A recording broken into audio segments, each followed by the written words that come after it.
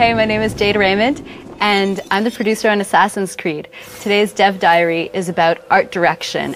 One of our main objectives was to, of course, make the art direction as realistic and as close to the historical references that we found.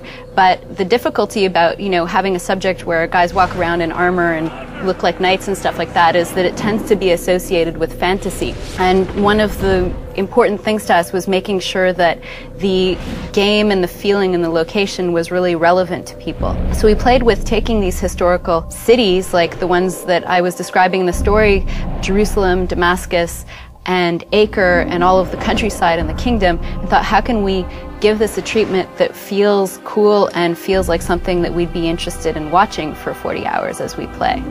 Now, we've made a huge kingdom, 3 huge cities, and it could easily get repetitive, and we didn't want that to happen. These cities in medieval times were bustling with all kinds of people, all walks of life.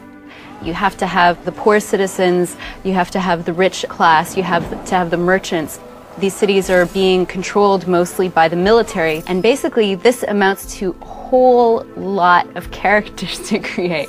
But we have over 300 different characters to create, and that's just the completely unique versions. On top of that, we wanted to make sure that when you're going through these cities, you don't see the same person a bunch of times. So a big focus for the team was the crowd, and basically we had to put a lot of energy not only into the gameplay, but how they look. And that means that the art director and the whole art team had to put a lot of time into thinking how we would make this crowd interesting.